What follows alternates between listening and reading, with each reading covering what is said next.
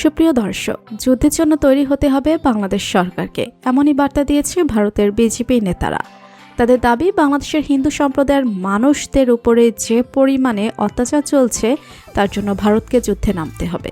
এছাড়া পেট্রাপোল সীমান্তে সনাতনীরা বিক্ষোভ করছে, এদের মধ্যে কেউ কেউ বাংলাদেশে ঢোকার চেষ্টা করছে। এমন তো অবস্থায় দুই দেশের যুদ্ধের পরিস্থিতি তৈরি হতে পারে, যদি এটি হবার সম্ভাবনা খুবই কম। এরপরেও প্রশ্ন আসে, বাংলাদেশ তো ভারতের তুলনায় অনেক দুর্বল।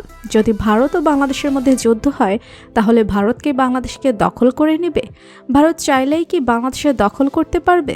সামরিক দিক দিয়ে বাংলাদেশ ভারত থেকে কতটা পিছিয়ে তা জানতে পারবো আজকের এই ভিডিওতে। বিস্তারিত জানতে ভিডিওটি না টেনে শেষ পর্যন্ত দেখতে থাকুন। সামরিক দিক থেকে ভারত পৃথিবীর চতুর্থতম শক্তিশালী দেশ। এছাড়া ভারত পারমাণবিক শক্তিধর রাষ্ট্র। ভারতের 9 ধরনের সচল ক্ষেপণাস্ত্র রয়েছে। সাবমেরিন, এয়ারক্রাফট ক্যারিয়ার সহ সামরিক দিক থেকে বেশ শক্তিশালী তারা। অন্যদিকে সামরিক দিক থেকে বাংলাদেশ বিশ্বের 37তম শক্তিশালী দেশ হলেও উল্লেখ করার মতো কিছুই নেই। তাই ভারতের সাথে বাংলাদেশের কোনো প্রকার তুলনা চলে না। কিন্তু এরপরেও ভারত চাইলে বাংলাদেশকে দখল করতে পারবে না, কারণ আন্তর্জাতিক আইন অনুযায়ী একটি স্বাধীন দেশ দখল করা দণ্ডনীয় অপরাধ।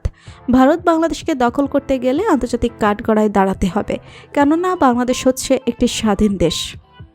ভারতের সামরিক শক্তি অত্যন্ত ভালো, কিন্তু সামরিক শক্তি দিয়ে সবকিছু হয় না, কারণ ভারত চাইলেই ভুল শক্তি ব্যবহার করে বাংলাদেশকে দখল করতে পারবে না। কেমন আছেন সীমান্তে ভারতের 60% সৈনিক মোতায়েন করা লাগে।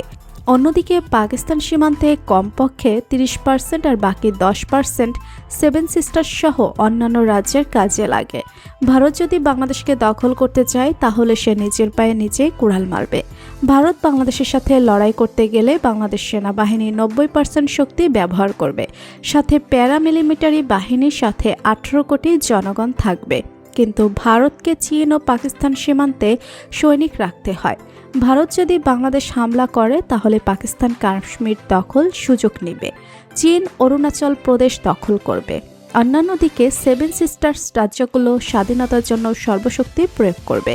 এছাড়া আসাম, মেঘালয়, মিজোরাম দিয়ে ভারত চাইলে আক্রমণ করতে পারবে না, কেননা এসব রাজ্যগুলো পাহাড় দ্বারা বিস্তৃত। শুধুমাত্র পশ্চিমবঙ্গ দিয়ে আক্রমণ করতে পারবে। আর ভারতীয় ট্যাঙ্কগুলো বাংলাদেশের মাটিতে উপযুক্ত না। ভারতীয় বিমান বাহিনী বিমান হামলা চালালে বাংলাদেশের ক্ষতি তো হবে, তার সাথে সাথে তাদের বিমানগুলো ক্ষতিগ্রস্ত হবে।